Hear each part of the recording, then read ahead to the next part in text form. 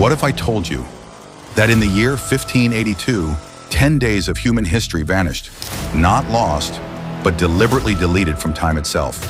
No war, no plague, no alien invasion, just October 4th, followed by October 15th. So what happened? Why did 10 days disappear? And who had the power to erase time? Let's rewind the clock.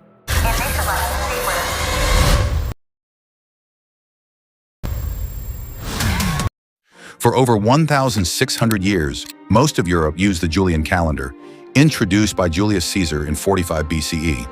It was revolutionary for its time.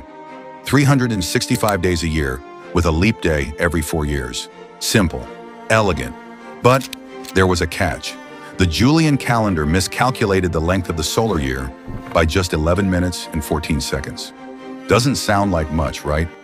But over centuries, that tiny mistake added up, slowly pushing the calendar out of sync with the Earth's orbit, and more importantly, with Christian holidays like Easter. By the 1500s, the calendar was 10 full days off. Spring was arriving earlier. The equinox was out of alignment, and the church couldn't ignore it any longer. So in 1582, Pope Gregory XIII made a bold move.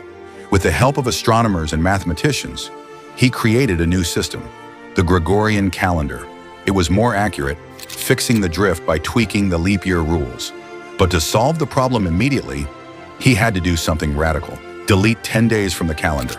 And so, the most surreal moment in time occurred. In countries that accepted the reform, the calendar jumped from Thursday, October 4th, 1582 to Friday, October 15th, 1582. October 5th through 14th, they never existed. No births, no deaths, no events, just a black hole in history. Imagine going to bed on the 4th and waking up 10 days into the future. For people at the time, it was deeply unsettling. Some thought it was a trick by the church. Others feared it shortened their lives. Protests broke out. People demanded their lost days back. But not everyone switched right away. Catholic nations adopted the Gregorian calendar in 1582. But Protestant and Orthodox countries? They resisted. Britain and its colonies didn't adopt it until 1752.